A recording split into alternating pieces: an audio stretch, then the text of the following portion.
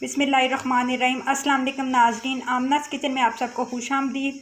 और आज जो वीडियो मैं आपके साथ शेयर कर रही हूँ वो बहुत ख़ास वीडियो है, ईद के हवाले से है। तो आज मैं आपको बनाना सिखा रही हूँ आलू बुखारे की चटनी, जो कि बहुत इजी है, बहुत मज़े के। इसके 2 स्टेप हैं और आप जल्दी सीख जाएंगी। तो चलिए अब हम इसको बनाना स्टार्ट करते हैं कि ये कैसे बनती है। आपने स्टेप बाय स्टेप इसको देखना है ताकि आपको इसकी पूरी समझ आ सके। तो वीडियो शुरू करने से पहले एक दफ़ा दुरूद इब्राहिमी पढ़ के हज़रत मोहम्मद सल्लल्लाहु अलैहि वसल्लम को तोहफ़ा कर दे। मेरे चैनल को सब्सक्राइब कर दे, बेल आइकन का बटन भी प्रेस कर दे ताकि मेरी हर आने वाली वीडियो आपको मिलती रहे।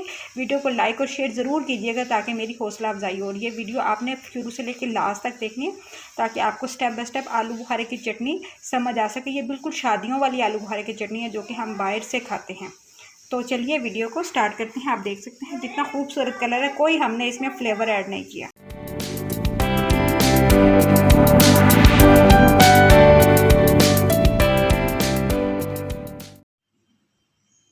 आलू बुखारे की चटनी बनाने के लिए आप इंग्रेडिएंट्स नोट कर लीजिए। 1 पाव के करीब मैंने आलू बुखारा लिया है, जिसको मैंने 3 या 4 घंटे के लिए पानी में अच्छी तरह वॉश करके भिगो दिया था ताकि वो थोड़ा नरम हो जाए।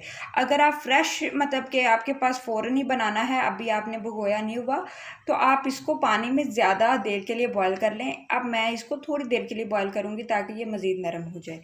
इसके साथ मेरे पास बराबर ही चीनी है। अगर आप शुगर पेशेंट है तो आप इसको जो है वो सुकराल वगैरह में भी बना सकते हैं, कम चीनी में भी बना सकते हैं, क्योंकि आलू बुखारे का टेस्ट बहुत ज़्यादा खट्टा नहीं होता। इसके साथ 1 टीस्पून मेरे पास नमक है और ½ टीस्पून मेरे पास कूटी सुरख लाल मिर्च है, और मेरे पास 1 टेबलस्पून हम इसमें सिरका ऐड करेंगे। अगर आप मज़ीद इसको चटपटा बनाना चाहते हैं कि आपका दिल है कि जैसे इमली की चटनी की तरह चटपटा है, तो आप इसमें 1 टीस्पून या ½ टीस्पून के बराबर चाट मसाला भी ऐड कर सकते हैं। कुछ लोग इसमें रेड कलर का फूड ऐड करते हैं और कुछ लोग इसमें 1 टेबलस्पून के जितना रूह अफ़ज़ा भी ऐड करते हैं, उससे भी इसका टेस्ट बहुत अच्छा आता है। अगर आप इसको मीठे के तौर पर खाना चाहते हैं तो आप इसमें नट्स और चारों मगज़ एंड पे डाल सकते हैं। अगर आप इसको सिर्फ बना के खानों के तौर पे यूज़ करना चाहते हैं तो आपकी मर्ज़ी है, आप डालें या ना डालें। तो चलिए अब हम इसको बनाना स्टार्ट करते हैं। तो नाज़रीन, मैंने कढ़ाई को चूल्हे पे रख दिया है और सबसे पहले मैं क्या करूँगी कि मैं आलू बुखारे को बॉयल करूँगी। आलू बुखारे को आपने सिंपल बॉयल करना है, इसके साथ चीनी शामिल नहीं करनी। और अब मैंने जो आलू बुखारा है वो पहले से भिगो के रखा हुआ था, तो मैं इसी पानी के अंदर इसको बॉयल कर लूँगी। अगर आपने ड्राई आलू बुखारे से चटनी बनानी हो तो आप मज़ीद इसके अंदर 1 कप पानी और ऐड करके इसको बॉयल कीजिएगा। बुखारे को मैंने बॉयल करने के लिए रख दिया है। अब इसके अंदर नमक, सुरख मिर्च भी मैं इसके साथ ही ऐड कर दूँगी ताकि नमक और मिर्च अच्छी सी पक जाए। जो मिर्च का एक मच होता है ना, वो नहीं आना चाहिए, नहीं तो वो फिर गले में पड़ती है, क्योंकि ये चटनी होती है तो हम सालन के तौर पे तो इसको नहीं खाते। इसलिए हम इसको थोड़ा सा मज़ीद पकाने के लिए मिर्च को हम इसके साथ ही ऐड कर देंगे।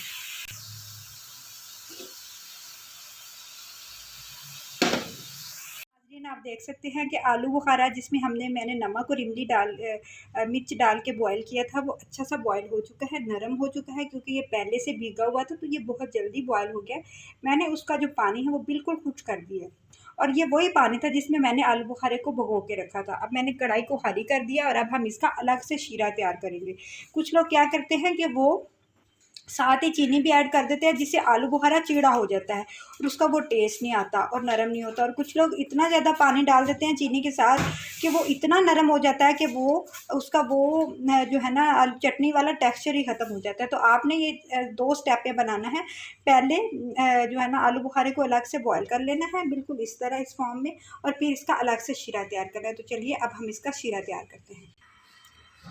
शीरा तैयार करने के लिए हम क्या करेंगे कि इसके अंदर 1 प्याली जितना ही पानी ऐड करेंगे और 1 ही प्याली जितना चीनी ऐड करेंगे, यानी कि जितना आलू बुखारा था उतनी ही चीनी ऐड करेंगे और उतना ही पानी ऐड करेंगे। और हम अब इसका 1 तार वाला शीरा बनाएंगे। जिस तरह हम जर्दे के लिए 1 तार वाला शीरा बनाते हैं ना, उस तरह से हम इसका शीरा तैयार करेंगे। ये तो नाज़रीन शीरा हमारा अच्छा सा पकना शुरू हो गया। आप देख सकते हैं मैंने उसी कढ़ाई के अंदर शीरे को इस वजह से बनाया क्योंकि उसके अंदर साइडों पे आलू बुखारा थोड़ा थोड़ा ड्राई लग गया था, तो वो उसका टेस्ट भी शीरे के अंदर अच्छा सा चला जाए। जैसे ही हमारा शीरा रेडी होगा, हमने अच्छा गाढ़ा शीरा बनाना है, बहुत गाढ़ा भी नहीं बनाना कि वो ऐसे जैसे ही मतलब कि चिपका चिपका सा बने। थोड़ा पतला शीरा हो, लेकिन जब आप उसको चेक करें तो 1 तार बने। इस स्टेज पे अगर आप इसके अंदर फूड कलर ऐड करना चाहते हैं तो फूड कलर भी आपने इसी स्टेज पे ऐड करना है। अगर रूह अफ़ज़ा ऐड करना चाहते हैं तो रूह अफ़ज़ा भी इसी टाइम ही ऐड करना है। और 1 टीस्पून के जितना सिरका भी हम इसी में ऐड करेंगे। सिरका अभी थोड़ी देर के बाद मैं इसमें ऐड कर दूँगी। जब अच्छी तरह झाग बननी शुरू हो जाए शीरे के अंदर, तब हम इसके अंदर ये बॉयल किया हुआ आलू बुखारा, जिसमें सुरख मिर्च और नमक भी डाल चुके हैं, तो आप वो भी जो है ना हम ऐड कर देंगे। अगर आप इसके अंदर इमली शामिल करना चाहते हैं, वैसे सिर्फ सादा आलू बुखारे की चटनी बना रही हूँ, तो आप इमली भी इसी तरह बॉयल करके इसमें ऐड कर सकते हैं। तो नाज़रीन, हमारा जो शीरा है वो अच्छा से रेडी हो चुका है और आप देख सकते हैं हर तरफ जग बन रही है। और एक तार वाला शीरा आपने जो है ना वो रेडी करना है। अब इसके अंदर मैं तकरीबन 1 टीस्पून के जितना सिरका ऐड करूँगी।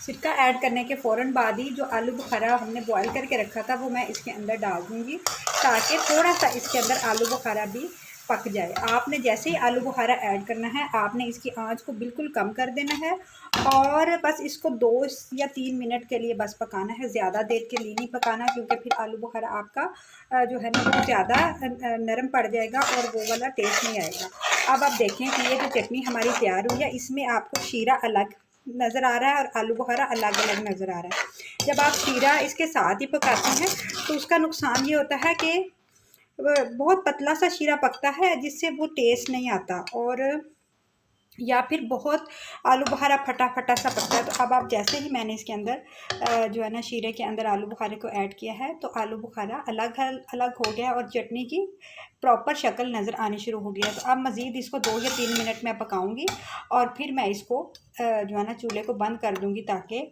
जो है ना इसको हम ठंडा करके निकाल लें। बस 2 या 3 मिनट तक ही आपने इसको पकाना है, ताकि आलू बुखारे के अंदर भी जो है ना मीठे का टेस्ट चला जाए, इसलिए पकाना है। वैसे तो पकाने की ज़रूरत नहीं है, क्योंकि हमारा शीरा भी बिल्कुल रेडी है और हमारा जो है वो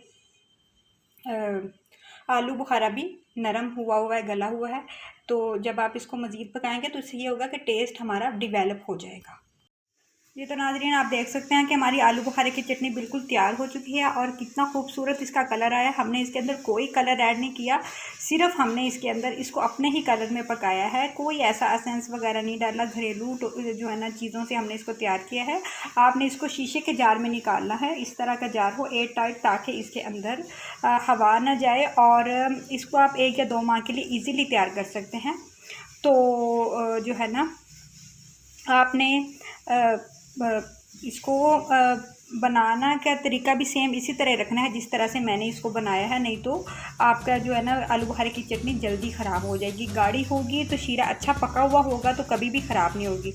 अपना बहुत सारा ख्याल रखें, दुआओं में याद रखें, ईद में सबको शामिल करें, गरीबों का ख्याल रखें और अपने रिश्तेदारों का भी ख्याल रखें। बहुत सारी दुआओं के साथ मुझे दीजिए इजाज़त। अल्लाह हाफ़िज़।